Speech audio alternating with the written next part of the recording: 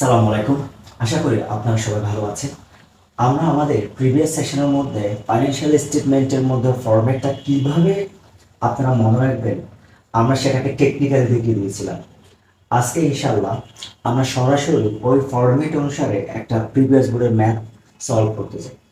এখন আমরা যখন ফাইন্যান্সিয়াল স্টেটমেন্টের কোনো একটা যখন ম্যাথ সলভ করতে যাব, তখন আমাদের কয়েকটা জিনিস মাথায় রাখতে হবে। ফার্স্ট ওয়ান, আমাদেরকে ইউজুয়ালি এইরকম একটা ট্রায়াল ব্যালেন্স আপনাকে দেওয়া থাকবে।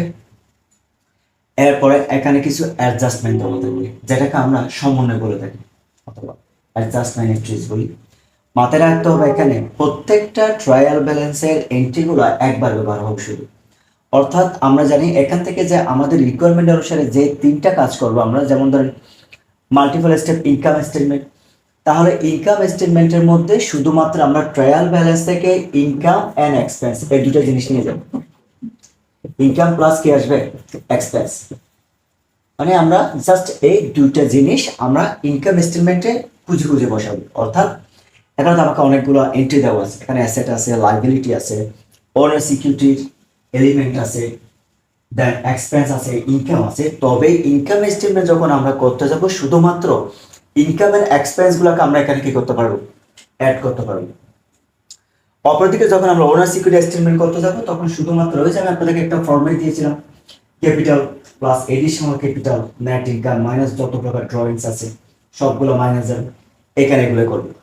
আর যখন আপনি ব্যালেন্স শিটে যাবেন, এখানে শুধুমাত্র অ্যাসেটস এন্ড লায়াবিলিটিস এই দুটো জিনিস আসবে। আর সাথে ওনার সিকিউরিটির এন্ডিং যে একটা অ্যামাউন্ট থাকে ওটা এখানে চলে আসবে। এটা হচ্ছে বেসিক কনসেপ্ট। তবে মোস্ট ইম্পর্টেন্ট যেটা আমাদের মাথায় রাখতে হবে, এই অ্যাডজাস্টমেন্টগুলোকে আমি একটু আগে বললাম, প্রত্যেকটা এন্ট্রিগুলো ট্রায়াল ব্যালেন্সের একবারই যাবে, কিন্তু অ্যাডজাস্টিং এন্ট্রিগুলো কমপক্ষে দুইবার ব্যবহার হবে উভয় পক্ষে। আপনি যখন জার্নালাইজ করবেন তখন ইজিলি বুঝতে পারবেন। আমি এটা আপনাকে দেখিয়ে দেবো। তাহলে এবার একটু আমরা যাই। যেমন ধরেন এখানে যে অ্যাডজাস্টমেন্টগুলো থাকে সেগুলো ফার্স্ট অফ অল আমাদের এখানে একটু মার্ক করে রাখতে হবে। যেমন এক নম্বর কি বলছে দেখেন, টাকা 1000 of the wages relates to the next accounting period. তার মানে হচ্ছে এটাকে আপনি প্রিপেড করে দিছে কিসের সাথে? কাজ ওয়েজেস। দেখেন তো আমি একটু ওয়েজেসকে একটা আলাদা কালার দিয়ে রাখছি কি। ঠিক একইভাবে আপনি যেটা করবেন, এরকম যদি কোনো একটা সমন্বয় থাকে, আপনার তো এরকম কালার দিতে পারবেন না, পাশে একটা আপনি ডট দিয়ে রাখবেন, যাতে এটার সাথে একটা অ্যাডজাস্টমেন্ট আছে। আপনি ম্যাথ করার সময় আপনি নিজেই বুঝতে পারেন। এটা হচ্ছে কমন টেকনিক, আপনি এটা ইউজ করতে পারেন। তার মানে এই এন্ট্রিটা আমার দুইবার ব্যবহার হবে। এবার দেখেন টাকা 2000 অ্যাক্রুয়েড ফর অ্যাডমিনিস্ট্রেটিভ এক্সপেন্সেস। দেখেন তো আমার এখানে অ্যাডমিনিস্ট্রেটিভ এক্সপেন্সের ক্ষেত্রে আমি একটা আলাদা কালার একটু হোয়াইট করে রাখছি। এটার আমার কি আছে? অ্যাডজাস্টমেন্ট আছে। তার মানে এখানে আমার কি হবে? দুইবার ব্যবহার হবে। তবে এখানে অ্যাডজাস্টমেন্ট যখন আমরা করতে যাব, আরেকটা জিনিস মাথায় রাখতে হবে, এখানে যতগুলো এক্সপেন্সেস আছে যদি কখনো প্রিপেড হয়, ধরেন প্রিপেড যদি বলা থাকে আমরা এখান থেকে মাইনাস করব। আর যদি কখনো অ্যাকুরেট অথবা আনপেড থাকে তাহলে আমরা প্লাস করব। তার মানে এক নম্বর যে একটা ওয়েজেস নেক্সট পিরিয়ডের জন্য দেওয়া আছে, তার মানে এটাকে আমি প্রিপেড বা অ্যাডভান্স দিয়ে দিচ্ছি, তাই না? অ্যাডভান্স বা prepaid similar word. Accurate and outstanding, this two words are also similar. যেরকম বলা থাকবে আপনাকে প্রিপেড বা অ্যাডভান্স বলা থাকলে আপনি কি করবেন? এই যে ওয়েজেস যে আমরা একটা অ্যামাউন্ট দেখছি ওখান থেকে আমরা কি করব? মাইনাস করে দিব। ঠিক দেখেন অ্যাকুরেট কি বলা আছে? Administrative expenses. তাহলে অ্যাডমিনিস্ট্রেটিভ এক্সপেন্স আমরা যখন করব তখন আমরা ওর সাথে কি করে দেব? প্লাস করে দেব। Equipment is to be depreciated by টাকা 4000। দেখুন তো আমি ইকুইপমেন্ট একটা আলাদা কালার করে রাখছি, এটা অ্যাডজাস্টমেন্ট আছে কি দেয়। Ending stock is estimated to have cost টাকা 8000। কিন্তু এটার তো এখানে আমার কোনো কি নেই,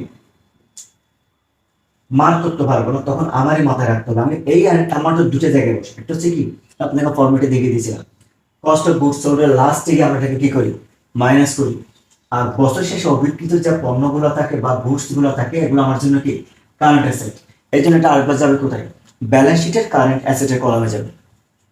raise the allowance for bad debt to 2% of net sales. এবার এখানে একটা বুঝার ব্যাপার আছে আপনাদের, নেট সেলস বলছে তাই তো। তাহলে দেখেন তো আমার এখানে কোনো আগে ডেটর আছে কিনা। ডেটর না থাকলে আমার কিন্তু কি আছে দেখেন, অ্যাকাউন্ট রিসিভেবল আছে। অ্যাকাউন্ট রিসিভেবলের সাথে আমার একটা কাজ আছে, এটা হচ্ছে কিরকম? 2% অফ নেট সেলস, মানে নেট সেলসের উপর আমি যে 2% যে টাকা পাবো না, এটাকে আমরা কি বলি? Bad date. আমি আমার দেনাদারের কাছ থেকে যে টাকাটা পাবো না সেটাকে আমরা কি বলি? ব্যাড ডেট বলি, তাই তো। এখন এখানে ব্যাড ডেট ক্রিয়েট করতে গেলে অন অ্যাকাউন্ট সেলস এর পরে আপনার আমার প্রিভিয়াস ক্লাসগুলো যদি দেখেন তাহলে ইজিলি বুঝতে পারবেন। অ্যাকাউন্টের পর রিসিভেবল ওখানে গেলে আপনাদেরকে ডিটেলস দেখিয়ে দিচ্ছি, ওই ক্লাসটি একটু দেখে আসবেন। আশা করি এখানে কোনো আপনাদের সমস্যা হবে না। কিন্তু এখন ডেটার উপর ধরতে বলেন, আমাকে ধরতে বলা হয়েছে কিসের উপর, নেট সেলস এর উপরে 2%। তাহলে এই যে ব্যাড ডেট, আমি যেই টাকাটি পাবো না, এটা একদিকে আমার কি খরচ, অপরদিকে আমার অ্যাকাউন্ট রিসিভেবলের পরিমাণটা কি হয়ে যাচ্ছে, কমে যাচ্ছে, ওখান থেকে মাইনাস যাবে। আবার দেখেন ডাউন আর উইথড্র গুডস কস্টিং টাকা 5000 for personal use.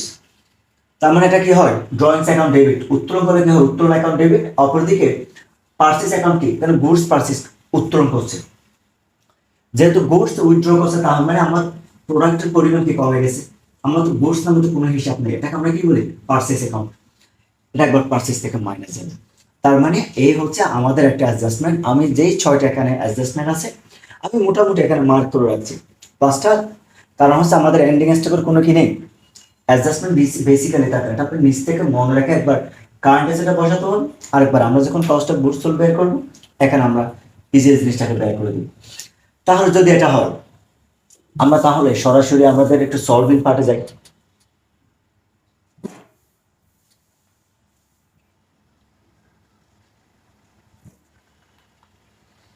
First of all আপনারা ইনকাম স্টেটমেন্টের এরকম একটা 3 কলম টাকা দিয়ে একটা পার্টিকুলার বা ডিটেলস এখানে এক্সপ্লেনেশন যেটা ইচ্ছা আপনি সেটা দিতে পারেন। আচ্ছা, কিন্তু এরকম 3টা কলম হতে হবে। Green trading house income statement for the year December 31st 2004, অথবা আপনি দিতে পারেন for the year ended December, কারণ income statement and owner security এই দুটো জিনিস হয় বছর শেষে। অপরদিকে ব্যালেন্স শিটটা হয় শুধুমাত্র একদিনের জন্য, এই জন্য এখানে ইয়ার এন্ডেড কথাটি লিখতে পারবেন, এটা জিনিস এটা মনে রাখবেন। যেমন ফার্স্ট অফ অল আমাদের ফর্মুলায় আমরা জানি কি, ইনকাম স্টেটমেন্টের প্রথম কাজ হচ্ছে আমাদের কি বের করতে হবে, নেট সেলস। নেট সেলস কে আমরা বের করি সেলস মাইনাস সেলস রিটার্ন। যদি আমরা রেকর্ডের সেলস থাকে আমরা কি করি, প্লাস করি, তারপর ডিসকাউন্ট আছে, অ্যালাউন্স আছে, যা থাকবে সব মাইনাস হবে। তাহলে এবার একটু আমরা আমাদের ম্যাথে যাই। আমাদের ম্যাথে কি কি আছে একটু সেলস রিলেভেন্ট দেখে আসি আমরা। সেলস কত আছে দেখেন, 1,80,000। সেলস রিটার্ন আছে কত, 5,000। এরপর এখানে আশা করি যেহেতু কোনো আদার্স কোনো কালার করিনি আমি, তার মানে আমার এটার সাথে কোনো অ্যাডজাস্টমেন্ট নেই। তারপর একটু দেখিনি আমাদের এখানে আসলে সেলস রিলেভেন্ট কোনো ডিসকাউন্ট বা ট্রেড ডিসকাউন্ট। হ্যাঁ, এখানে একটা ব্যাপার আছে, আপনাকে যখন সেলস ডিসকাউন্ট বলা থাকবে আপনি যদি বুঝতে পারবেন তখন ওখান থেকে মাইনাস করে দেবেন। যদি কখনো বলা হয় trade discount, trade discount, trade discount মানে হচ্ছে purchase discount and sales discount. ওই যে আপনারা যেটাকে বাংলায় ব্যবসায়িক বার্তা যেটাকে বলা হয়, ব্যবসায়িক বার্তা মানে এটা হচ্ছে কারবারি বার্তা, যেটা ক্রয় এবং বিক্রয় উপর কি করা হয়, চার্জ করা হয়। এরকম যদি কখনো দেওয়া থাকে আমরা জানি সেলস ক্রেডিট আর সেলস ডিসকাউন্ট কি ডেবিট, তাহলে ট্রেড ডিসকাউন্টের যেটা ডেবিট থাকবে ওটা সেলস থেকে কি করবে, মাইনাস করবে। অপরদিকে যদি ক্রেডিট থাকবে পার্সেস থেকে মাইনাস করবে। কিন্তু আমাদের তো এখানে এরকম কিচ্ছু দেওয়া নেই। তাহলে আমরা প্রথমে কি করবো, সেলস থেকে সেলস রিটার্ন কি করব, যদি মাইনাস করি তাহলে আমরা যে ফরম্যাটটা পাবো এটা হবে কি, নেট সেলস। তাহলে সেলস আছে কত দেখি আমরা, সেলস আছে সব মিডল কলামে লিখবেন 1,80,000 মাইনাস সেলস রিটার্নস। আমাদের সেলস রিটার্নস আছে কত, 5,000, মাইনাস করলে কত হয়, 1,75,000 টাকা। এটাকে বলা হচ্ছে আমাদের নেট সেলস। তাহলে আমাদের রিকোয়ারমেন্টের প্রথম কাজটি হয়ে গেছে, এটা হচ্ছে কি নেট সেলস আমরা বের করে নিলাম। এখন যেহেতু আমাকে রিকোয়ারমেন্টটা বলা হয়েছে ইনকাম স্টেটমেন্ট পুরোটাই করতে হবে, তার মানে আমার পুরো ইনকাম স্টেটমেন্ট একটা ফরম্যাট দিয়েছিল, net sales minus cost of goods sold minus করলে কি পাই, গ্রস প্রফিট। গ্রস প্রফিট থেকে যদি অপারেটিং এক্সপেন্সেস মাইনাস করি তাহলে কি পাই আমরা, অপারেটিং ইনকাম। এরপর নন অপারেটিং ইনকাম অথবা আদার্স ইনকাম যদি প্লাস করি, আর যদি আদার্স এক্সপেন্সেস মাইনাস করি যেটা সেটা হচ্ছে কি নেট ইনকাম বা নেট প্রফিট। ঠিক আমরা সেম ফরম্যাটে যাচ্ছি। এখন আমাদের দুইটা কাজ ছড়ে গেছে। আমি একটা কাজ করব কি, ম্যাথের সুবিধার জন্য আমি এই দুটাকে একটু মার্ক করে ফেলি, কারণ এই দুটা কাজ আমার পুরোদমে হয়ে গেছে, যাতে আমার মাইন্ড কোনোভাবে এখান থেকে না সরে যায়। মানে বারবার যদি আমি এটা দেখতে যাই এক্সাম হলে আমার সময় তো অনেক বেশি কি হয়ে যাবে, নষ্ট হয়ে যাবে। আপনি তার এক্সাম হলে এত বড় দাগ দিতে পারবেন, আপনি আপনার টেকনিক্যালি ছোট্ট পেন্সিল দিয়ে বা কিছু একটা দিয়ে মার্ক করে রাখবেন, যাতে এটা আপনি স্কিপ করতে পারেন, বারবার না দেখতে হয় মতো। আচ্ছা, তাহলে আমাদের নেট সেলসের কাজ কি হয়ে গেল, শেষ হয়ে গেল। এখন নেট সেলস থেকে আমরা কি মাইনাস করি? Minus cost of goods sold. Please আজকের ম্যাথটা যারা দেখতেছেন তারা এটা দেখার আগে কাল একটু ফরম্যাট গুলো দেখে নিয়ে আসবেন, কারণ এখানে আমি আপনাকে এখানে যেগুলো করাচ্ছি সব হচ্ছে আমার ফরম্যাট অনুসারে। আমি আপনাদেরকে একটা ফরম্যাট দেখিয়েছিলাম কিভাবে এই জিনিসগুলোকে মাথায় রাখবেন আপনারা, ঠিক সেম স্টাইলে ওখানে দেখে আসলে এটা বুঝতে পারবেন। যেমন দেখেন কস্ট অফ গুডস সোল্ড এর মধ্যে আমরা জানি কি 3 ধরনের এন্ট্রি বসে। কয় ধরনের এন্ট্রি? 3 ধরনের। এক নম্বর হবে কি ওপেনিং স্টক, যেটাকে আমরা বিগিনিং ইনভেন্টরি বলতে পারেন বা ওপেনিং স্টক বলতে পারেন বা বিগিনিং স্টক বলতে পারেন, যেটাকে আপনার প্রারম্ভিক মজুত পণ্য বলেন না, এটা আসবে। আর দ্বিতীয়ত আমি এটা মনে রাখার জন্য ফরম্যাটে একটা স্টোরি অফ চায়না মানে চীনের গল্প বলেছিলাম কিরকম, যেমন এক প্রোডাক্ট পারচেজ করছেন তার জন্য ট্রান্সপোর্টেশন কস্ট প্লাস অথবা ফ্রেট ইন থাকতে পারে, ইম্পোর্ট ডিউটি থাকতে পারে, ওয়েজেস থাকতে পারে, মানে একটা প্রোডাক্টকে আনার জন্য যতটুকু খরচ হয় সবগুলো এখানে আসবে। অথবা এটাকে আপনি আরেকবার মনে রাখতে পারেন যতগুলো ডিরেক্ট এক্সপেন্সেস কোনগুলো, যেই সকল কস্টগুলো ডিরেক্টলি রিলেভেন্ট কিসের সাথে, পারচেস এন্ড প্রোডাকশন সাথে, মানে ক্রয় এবং উৎপাদনের সাথে জড়িত যতগুলো খরচ আসবে সবগুলো এখানে আসবে। এটা যদি কখনো কোনো একটা ম্যানুফ্যাকচারিং কোম্পানি হয়ে থাকে তাহলে কি হবে, ম্যানুফ্যাকচারিং অথবা ফ্যাক্টরি রিলেভেন্ট যতগুলো এক্সপেন্সেস থাকবে সবগুলো আপনি এক কস্ট অফ গুডস সোল্ড এর মধ্যে নিয়ে আসবেন। ইজিলি মনে রাখার সুযোগ উপায় হচ্ছে এটা, কারণ কি এখানে পার্চেস সংক্রান্ত সবগুলো খরচ এবং উৎপাদন সংক্রান্ত যতগুলো খরচ, আর উৎপাদন কোথায় হয় ফ্যাক্টরিতে, ফ্যাক্টরি ইলেকট্রিক বিল, ফ্যাক্টরি সংক্রান্ত এইসব যতগুলো থাকে সবগুলো আমরা এখানে বসিয়ে দেবো। তাহলে দুটো কাজ হয়ে গেল, এক নম্বর বিগিনিং ইনভেন্টরি অথবা opening stock, second number purchase এবং প্রোডাকশন রিলেভেন্ট যতগুলো এক্সপেন্স আছে সবগুলো থাক একদম মাস্ট। আমাদের যে একটা ক্লোজিং স্টক থাকে এটাকে আমরা কি করে দেবো, মাইনাস করে দেবো। তাহলে ফার্স্ট অফ অল আমরা আমাদের বিগিনিং ইনভেন্টরি খুঁজে নিই। এখানে দেখেন তো স্টক 1 জানুয়ারি কত আছে, 10,000, এক নাম্বার কাজ। ওকে, প্রথম আমরা এটাই লিখি।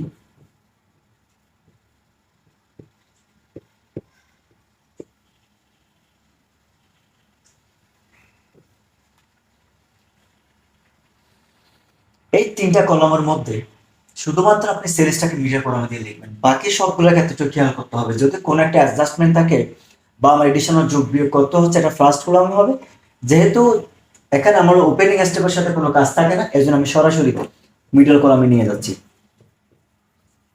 আবার বলছি অ্যাডজাস্টমেন্টে যদি কোনো কাজ থাকে আমরা বিগিনিং কলামে বসাবো, আর যদি না থাকে সরাসরি মিডল কলামে বসাবো।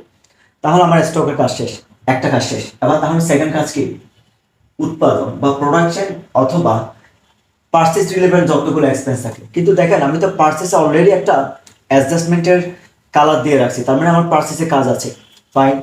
এবার পার্চেস সংক্রান্ত আমরা আর কোনো কিছু আছে এখানে দেখে পার্চেস রিটার্নস বা কোনো কিছু, এখানে দেখেন আপনার পার্চেস রিটার্নস আছে। অ্যাডজাস্টমেন্টে যাওয়ার আগে আমি এটা করে দিলে ভালো হবে। তাহলে পার্চেস আছে কত, 95,000।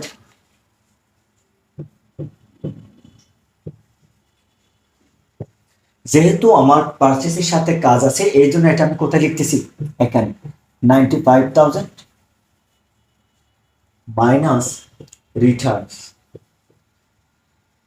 আমার রিটার্নস আছে কত, 2,500, এটাকে আমি ডিডাক্ট করব 2,500। তাহলে মাইনাস করলে কত হয় আমার, 92,500। এখন পার্সেস রিটার্ন যখন মাইনাস করে দিলাম, এই যে এখানে একটা আমার অ্যাডজাস্টমেন্ট আছে, এটা হচ্ছে কি দেখেন, the owner withdrew goods costing টাকা 5,000 for personal use but not recorded, that means unrecorded withdrawal goods। আচ্ছা, এখন যদি রেকর্ড না করে তাহলে আমরা রেকর্ড করব, রেকর্ড করে জানানো কি হয়, ওনার যদি বিজনেস থেকে কোনো কিছু নেই সেটাকে আমরা কি বলি, উইথড্রল অ্যাকাউন্ট ডেবিট। যদি ক্যাশ নেয় ক্যাশকে ক্রেডিট করি, যদি ব্যাংক থেকে নেয় ব্যাংককে ক্রেডিট করি। উইথড্রল কিন্তু অলওয়েজ ডেবিট হয়। এটা আপনার আমার basic rules of debit and ক্রেডিটের মধ্যে আমি উইথড্রল সংক্রান্ত যতগুলো জানা আছে সবগুলো ওখানে দিয়ে দিছি, তো দেখে নিন। তাহলে এখানে সে যেহেতু গুডস উইথড্র করছে তাহলে গুডসের নাম তো কোনো কি নেই, হিসাব নেই, এটাকে আমরা বলি যে পার্সেস। এই জন্য withdrawal account debit and purchase account credit. Purchase থেকে আমার 5,000 টাকা কি যাবে, মাইনাস যাবে। তাহলে মাইনাস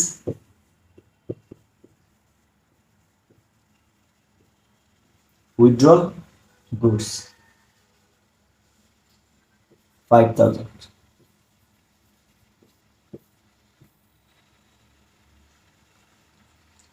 তাহলে আমি যদি ডিডাক্ট করি আমার অ্যামাউন্ট হচ্ছে কত, 87,500।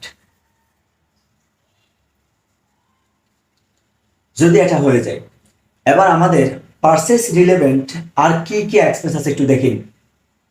দেখেন তো, ক্যারেজ ইন, যেটাকে আমরা আন্তঃপরিবহন বলি, কত টাকা আছে, 4,000 টাকা।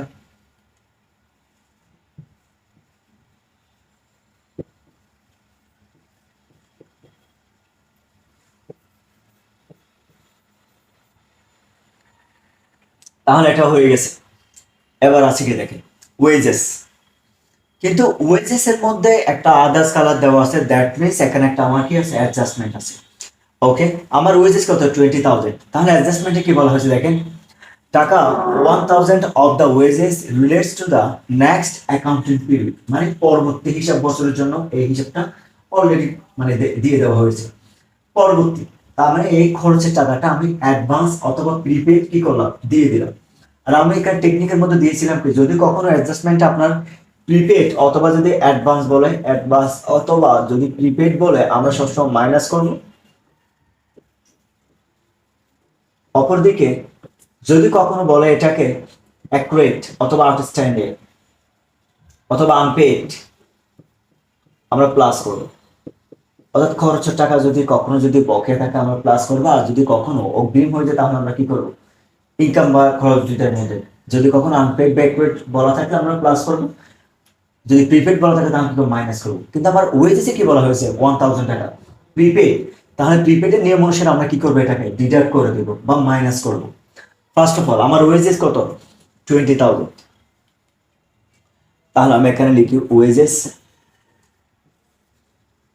20,000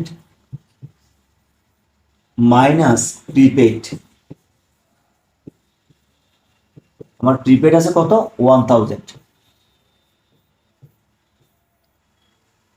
যদি ডিডাক্ট করে তাহলে আমার হচ্ছে 19,000। এখন আমরা দেখবো আমাদের পারচেস রিলেভেন্ট আর কোনো এক্সপেন্সেস আদৌ আছে কিনা। পারচেসের কাজ শেষ, ক্যারেজের administrative insurance, selling, drawing capital. আচ্ছা, তার মানে এখানে আমার পারচেস রিলেভেন্ট আর কোনো কিনা আমার এক্সপেন্স নেই। যদি না থাকে তাহলে এখন আমরা যেটা করব, এগুলো সবগুলোকে অ্যাড করব। অ্যাড করার পর কি মাইনাস করব, ক্লোজিং স্টক। আমরা এখন দুটো কাজ করছি, কিন্তু আমি টেকনিক দিয়েছিলাম কস্ট অফ গুডস সোল্ড এর ক্ষেত্রে আমাদের তিনটা জিনিস মাথায় রাখতে হবে। এক নম্বর বিগিনিং ইনভেন্টরি ডান, সেকেন্ড নাম্বার পারচেজ অথবা ম্যানুফ্যাকচারিং রিলেভেন্ট যতগুলো এক্সপেন্স আছে সবগুলো এখানে আসবে, বসিয়ে দিলাম।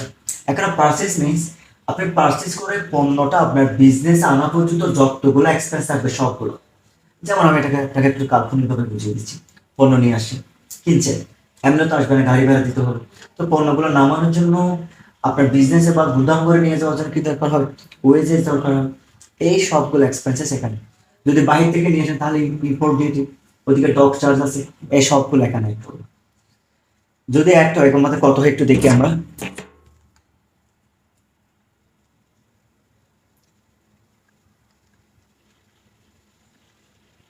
যদি আমরা এটাকে অ্যাড করি তাহলে আমাদের হয় 1,20,500।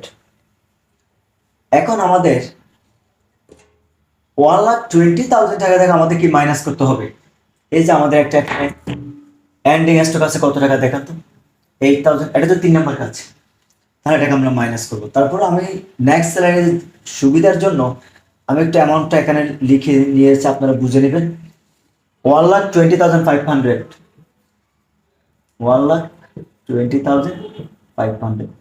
এটা মানে আমি এখানে জাস্ট ব্যালেন্সটা লিখে রাখছি, কারণ হচ্ছে এটা আমি যেহেতু প্রিভিয়াস থেকে নিয়ে আসছি, আপনারা বুঝার সুবিধা। এবার এখান থেকে আমি মাইনাস ক্লোজিং স্টক, আমার ক্লোজিং স্টকটাকে আমি কি করব, মাইনাস করব। তাহলে দেখেন তো আমার ক্লোজিং স্টক কত আছে, 8,000। 8,000 টাকা যদি আমি মাইনাস করি 1,12,500। খেয়াল করেন, কস্ট অফ গুডস সোল্ড এর মধ্যে যে তিনটা কাজ করলাম এই তিনটা কাজ করার পরে লাস্টে যে অ্যামাউন্টটা হয়ে গেছে এটা দেখেন আমি ব্র্যাকেট ইউজ করছি, এই টোটাল অ্যামাউন্টটা হচ্ছে কি কস্ট অফ গুডস সোল্ড। তাহলে দেখেন আমার নেট সেলস আছে কত, 1,75,000। তাহলে 1,75,000 টাকা থেকে আমি যখন 1,12,500 টাকা মাইনাস করবো তখন যে অ্যামাউন্টটা হবে এটাই হবে আমার জন্য কি গ্রস প্রফিট অথবা গ্রস মার্জিন। 75,000 মাইনাস 1,12,500 কত হয় আমার এখানে 62,500। এটাই হচ্ছে আমার জন্য কি গ্রস প্রফিট।